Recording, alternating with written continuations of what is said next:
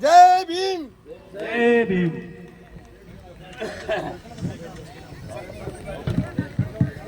बहुत ही मान और सम्मान से आए हुए भगवान के रूप में हमारे मंत्री जयप्रकाश दलाल जी का मैं गांव की तरफ से बहुत बहुत धन्यवाद करता हूं और एक भरोसा और दिलाता हूं कि 2-3 चुनाव आपने मंत्री जी आपने यहाँ से लड़े तो इसमें हमारा गांव थोड़ा सा नीचा रहा और ये कहते रहे भाई दलाल साहब अपने गांव ने कह दे है तो यह बात मैं बताऊं जो भी चीज न्यू मान तो बिना मांगे हमारे गांव ने बैल से ये रोड था ये कदी ना पुराना लोग गाड़ काटे करते न्यू करता कि भाई ये रोड बना को नहीं ये रोड बना दिया मंडोली से सुरपुरा ये बना दिया सुरपुरा से गोकुलपुरा इनका भी 1 करोड़ 75 लाख रुपया हो रहा है और बैल डाणी का भी शायद मैं मानू हूँ जी तो कन डाल को नहीं चुनाव का टाइम है तो शायद मेरे मन का है मंत्री जी की भावना है कि इसने भी मैं बना दूं और कदी ना बूढ़ा बटेरा याद करे करता कह करता का अपना हॉस्पिटल की जगह दीवड़ी है पशु हॉस्पिटल की कदे कड़े याद कौन करी लेकिन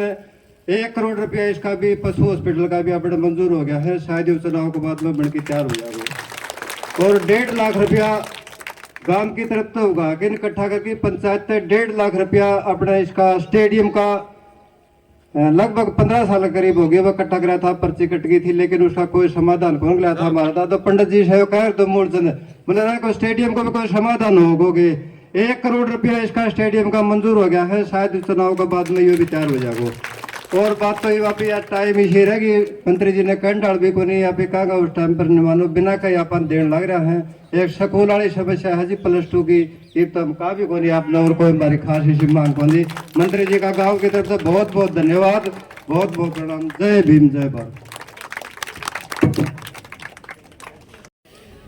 बाबा साहब अम्बेडकर जी की जयंती पर अपने गांव में उपस्थित सारे मेरे प्रमुख नागरिक सरपंच साहब हमारे मंडल के अध्यक्ष माताएं बहनें प्यारे भाइयों सारा देश आज जो है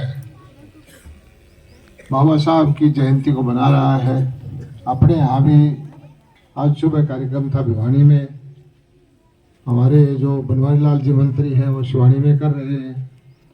मेरा आपके यहाँ आने का था उससे पहले 2-3 जगह में गया था। पूरे देश में ये माहौल है कि एक ऐसे महान विभूति जिसने संविधान दिया जिसने संघर्ष किया और रास्ता दिखाया कमज़ोर तबके को गरीब तबके को और हमारे समाज में जो बुराई थी उसको दूर करने का काम किया। आज से 100 साल पहले कल्पना नहीं कर सकती आज की ओपीडी कि हम किस तरह से छुआछूत में उलझे हुए थे। मानस की दूरी रखता था वर्ण व्यवस्था में बटे हुए थे बुराइयां समाज में बहुत घनी थी और देश गुलाम था। उस वक्त कोई गरीब घर से आदमी निकल के संघर्ष करे व्यवस्थाओं को बदले बुराइयों को चैलेंज करे तो कोई बिरला आदमी ऐसा होता है जो बिल्कुल कुर्बानी देने को तैयार हो। और उन दिनों में अभाव के जमाने में कहाँ जाके दुनिया की सबसे बड़े बड़े शिक्षा ली और आके सारी उम्र उन्होंने संघर्ष किया और आखिर में जब देश आजाद हुआ तो एक ऐसा संविधान दिया। उस संविधान की वजह से आज हमारे देश में लोकतंत्र है। उस संविधान की वजह से ये है कि हम मेरे जैसा भी अब साधारण घर का बच्चा आज मंत्री है, संविधान की वजह से सरपंच है, संविधान की वजह से ये बड़े बड़े पौधों को पहुंचे हुए हैं, संविधान की वजह से ही आज कोई छुआछूत नहीं, कोई छोटे बड़े की भावना नहीं। और आने वाले वक्त में मैं समझता हूँ कि जो नई पीढ़ी है शहरों में रहते हैं उनको तो इस जात पात से बिल्कुल ऊपर उठ चुके हैं, और ये होना भी चाहिए। हम आपस में आदमी को आदमी शोषण करे, आदमी को आदमी छोटा दिखाए, आदमी को आदमी नीचा दिखाए, ये अच्छी बात नहीं होती। ठीक है, भगवान ने सबको एक जैसी बुद्धि नहीं दी, सबको एक जैसा धन नहीं दिया, जमीन जायदाद नहीं दी, लेकिन आगे बढ़ने का मौका सभी को मिलना चाहिए। और आज की जो सरकार है इस दिशा में पूरा काम कर रही है। सबसे ज्यादा ध्यान जो है कमजोर तबके की तरफ है, कम किसान की तरफ है, गांव की तरफ है, कि यहाँ पर सुविधाएं हों, कोई भेदभाव ना हो, ना नौकरी में, ना बदली में, ना किसी को कोई दबाव है, ना किसी को कोई धमकाव है। और लोकतांत्रिक व्यवस्था में एक जो होता है कि हर आदमी को सरकार की नीतियों का सीधा सीधा लाभ मिले, किसी बिचौलिए की जरूरत ना पड़े, एक इस दिशा में हम काम कर रहे हैं। और उसका परिणाम भी है कि आप देख रहे होंगे कि जो हमारे समाज में एक बुराई आ गई थी, राजनीतिक लोग, गरीब के बच्चा होता था फर्स्ट डिवीजन वाला रोता रहता था, राजनीति वाले का उसकी नौकरी हड़प लेता था, उसके हक को खा जाता था। तो इससे सरकार ने पूरी कोशिश की है कि ऐसा ना हो, जिसका जो हक है उसको मिले। और आने वाले वक्त में मैं समझता हूं कि देश जो तरक्की कर रहा है, देश में सारी दुनिया मानती है कि आज भारतवर्ष सबसे तेज गति से बढ़ रहा है। पिछले 10 साल में इतनी सड़कें बनी हैं जो पिछले 50 साल में नहीं बनी थी, इतने एम्स बने, इतने मेडिकल कॉलेज बने, इतने हवाई अड्डे बने, नहरों पे काम हो रहा है, किसानों को भी थोड़ा थोड़ा पैसा करके आ रहा है, गांव में भी आर्थिक समृद्धि आ रही है, शिक्षा के क्षेत्र में काम हो रहे हैं। तो इस दिशा में अगर हम काम करते रहेंगे तो आने वाले 10, 15, 20 साल में जो मोदी जी का लक्ष्य है कि 2047 तक एक भारत को विकसित राष्ट्र की श्रेणी में खड़ा करना है, वो जरूर होगा। और आज भारत की ताकत को सारी दुनिया मानती है। आज दुनिया के बड़े बड़े राष्ट्र, चाहे अमेरिका हो, चाहे रूस हो, चाहे कनाडा हो, चाहे जापान हो, सब भारत की तरफ देखते हैं। भारत को आज कोई कमजोर नहीं मानता, और भारत कमजोर है भी नहीं। हमें सबसे दुनिया का ऊंचा हिमालय हमारे पास, समुद्र के किनारे हमारे पास, मेहनती किसान हमारे पास, उपजाऊ धरती हमारे पास। लेकिन हमारे अंदर एक भावना डाल दी गई थी कि हम इन गोरे लोगों से, विदेशी लोगों से कहीं न कहीं पीछे हैं।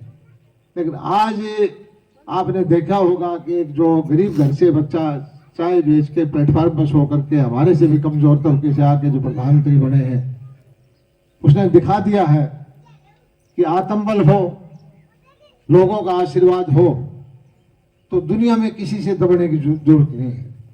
और एक कहावत है, भाई दुनिया झुकती है, झुकाने वाला चाहिए। आज भारत के सामने सारी दुनिया झुकी हुई है। मैं तो एक ही चीज कहता हूं कि जो माहौल चला हुआ है देश में, जिस तरह से काम देश में चल रहे हैं, अगर 10-12 साल और इसी तरह से सिस्टम चलता रहा तो निश्चित तौर पर हमारे इलाके के अंदर भी बहुत ज्यादा सुविधाएं बढ़ेगी। सब तरह की जो अपेक्षाएं रखते हैं बच्चे, वो यहाँ पर भी होंगी। और दुनिया में भी मैं एक चीज बताता हूँ, मुझे तो सौभाग्य मिला है दुनिया में घूमने का। अब यूरोप के देश है, अमेरिका के देश है, वहां पर बूढ़े हो गए लोग, घरों में बच्चे नहीं है, नौजवान नहीं है, एकाकी जीवन बिता रहे हैं। हमारे खुशी की बात है कि आज से 20, 30, 50 साल पहले क्या करता है, भारत की आबादी है या तकलीफ देगी, लेकिन हमारी आबादी जब जो है दुनिया में नौजवान सबसे ज्यादा हमारे देश में है, और पढ़े लिखे नौजवान वो हमारे देश में है। सभी को भारत की जरूरत पड़ेगी, चाहे विदेश में कोई मैकेनिक हो, चाहे कोई इलेक्ट्रीशियन हो, चाहे कोई नर्स हो, चाहे किसी तरह की पढ़े लिखे इंजीनियर हो। हमारी जब जो ताकत बढ़ेगी, हमारे देश के बेरोजगार हैं, इनके लिए रास्ते भी खुलेंगे। मैं तो आपसे एक ही प्रार्थना करता हूं कि इसी तरह से मिलजुल करके, बगैर भेदभाव के, सबको साथ लेके चलें और मानवता दिखाएं। कोई ये ना देखे कि मुझे अकेला ही बढ़ना है। मैं तो ये चाहता हूं कि हम सब मिलके चलेंगे तो जो काम 5 साल में होना है वो 2 साल में हो जाएगा। आपके सामने हूं मैं पिछले 10-15 साल से, और मेरी कोशिश यही रहती है कि मेरा क्षेत्र जो है ये विकसित हो, हरियाणा में पहले नंबर पे आए। और किसानों के क्षेत्र में आपके सामने है कि भाई क्या क्या सहयोग आपको देना चाहिए था। नहरी पानी, बीमा, बिजली, मुआवजा, मंडी। ठीक है कि अभी भी बहुत सारी चीजों में कमियां हैं, लेकिन रास्ता हमारा ठीक है, नीयत हमारी ठीक है। आपके बीच में एमएलए मंत्री बनके हमको सुख भोगने के लिए नहीं घूमते। मैं तो आप आज भी 18 घंटे, 15 घंटे, 16 घंटे यहीं घूमता रहता हूं। और मकसद ये है कि आपने जो मेरे ऊपर एहसान चढ़ाया है, जो मुझे आशीर्वाद दिया है, कि वो सवाया करके आपका उतारो। लेके जाने की इच्छा नहीं है भाई। भगवान ने बहुत सक्षम बनाया है, भगवान ने बहुत आशीर्वाद दिया है, और यहाँ के युवाओं में, यहाँ के भाइयों में, सब में एक ये आत्मबल आए कि हाँ, हमारा इलाका कोई पिछड़ा हुआ नहीं है। सरकार की नीतियों का लाभ उठा करके अपनी प्रतिभा के दम पर हम दुनिया में कहीं भी पहुंच सकते हैं, कितनी भी प्रगति कर सकते हैं। और मैं तो ये मानता हूं कि जो किसान की देखभाल करने का काम जो हुआ है पिछले 5-10 साल में, चाहे वो चौधरी चरण सिंह जी को भारत रत्न देने का काम हो, स्वामीनाथन जी को भारत रत्न देने का काम हो, बाबा साहब अंबेडकर जी को भारत रत्न देने का काम हो, तो ये इसलिए है कि जो हमारे पूर्वज थे, जो हमारे बड़े नेता थे, जो उन्होंने अच्छे काम किए, उनको समाज को याद रखना चाहिए। और ये भी सही है कि जो गांव में रहने वाला, मेहनत करने वाला आदमी है, किसान है, जो गर्मी में आज 48 डिग्री में लोगों को तो भाई पंखा चला जा, बिजली चले जाओ तो गर्मी लग जाओ है, अरे हमारे भाई लामणी करते रहे। सर्दी में 4-4 गर्म कोट पहन के भी जड़ाए मरे हैं, लेकिन यहाँ पानी में पड़ जाओ है, पानी लगाओ जब, तो कितनी मेहनत करते हैं लोग। इस भाव को मैं कभी भूलता नहीं हूँ, इस मेहनत को कभी भूलता नहीं हूँ। हमेशा ये सोचता हूँ कि जिस परिवेश से, जिस पृष्ठभूमि से, जिस परिवार से मैं निकला हूँ, उसको कभी भूलूं ना। भगवान मुझे कोई ऐसा कोई घमंड ना दे, भगवान मुझे कोई ऐसा गलत रास्ते ना चलाए। मैं तो यही कोशिश करता रहता हूँ कि कुछ ना कुछ हर रोज अच्छा करके सोऊं। और इसी भाव से मैं सब भाइयों से प्रार्थना करता हूँ कि आप भी इस भाव से आगे चलेंगे तो अपना इलाका बहुत जल्दी आगे बढ़ेगा, और निश्चित तौर पर हम जो है अपने इलाके को आगे लेके जाएंगे। और आगे आज का जो एक कार्यक्रम है, संविधान निर्माता बाबा साहब अम्बेडकर जी को मैं नमन करता हूँ। और भाई एक बात और है, कई लोग तो बाबा साहब को नमन करते हैं वोटा खातर है, मैं वोटा खातर नमन नहीं करता भाई। मैं तो दिल से मानता हूँ, आपको ये मानता हूँ कि आज उस वक्त कर देखा करते कि छुआछूत थी, भेदभाव था, एक दूसरे को दबाया करते, मानस के लिए वो काम अच्छा नहीं था। मानव सारे बराबर है, सबके बराबर बुद्धि दे रखी है, माँ के उसी माता के पेट से सारे पैदा हुए हैं। ये जो कुरीति थी ये समाज के लिए अच्छी नहीं थी, और अब जो है धीरे धीरे करके ये समाप्त हो भी गई है। और आने वाले 20-30 साल में ये जाति पाति इस तरह के चक्कर से आदमी निकल जाएगा, और हम जो है खूब प्रगति करेंगे, खूब आगे बढ़ेंगे। आचार संहिता का वक्त है और कोई घोषणा मैं कर नहीं सकता। मैं आप लोगों के जो भी आपकी अपेक्षाएं होगी, उन पर जो मेरी मदद होगी वो मैं करूंगा। और आपसे प्रार्थना करूंगा कि जो चुनाव है लोकसभा का, उसका ध्यान कर लेना। मोदी जी देश के लिए बहुत जरूरी है, मोदी जी भारत के लिए इस वक्त बहुत जरूरी है। एक चीज और है, आजकल सोशल मीडिया पे बड़े भाई झूठी फिल्म चलती है आजकल। एक आर्टिफिशियल इंटेलिजेंस आ गई, किसी की भी इब जैसे मैं यहाँ खड़ा खड़ा भाषण दे रहा हूँ, मेरे मुंह से गाली देता दिखा देंगे, कुछ बोलता दिखा देंगे। ये एक टेक्नोलॉजी आ गई है, इन चीजों पर भरोसा ना करें। कोई कह देता है कि मोदी जी 400 सीट इसलिए मांगे हैं कि आरक्षण तोड़ेगा, कोई कह दे है भैया इसका ये करेगा। ये सब बकवास की बातें हैं। बकवास करने वाले लोग जो हैं भ्रमित करने वाले लोग जो है, उनका अपने जमाने में अपने टाइम में कोई काम किया नहीं, भ्रम फैला करके लोगों को भड़का करके भाईचारा बिगाड़ करके राजनीति करना चाहते हैं। मैं उनकी खंडन करता हूं। और दूसरी बात और एक और मैं कहता हूं कि हमारे इलाके में भी कोई भी आया हो, उसकी बात सुनो, उसके विचार सुनो, वोट आप लोगों की मर्जी का है। इसका चाहे एक का अच्छा लगे उसको दो, दूसरा अच्छा लगे उसको दो। आपको अपने अच्छाई का, बुराई का, अपने भले का निर्णय करने का पूरा अधिकार है।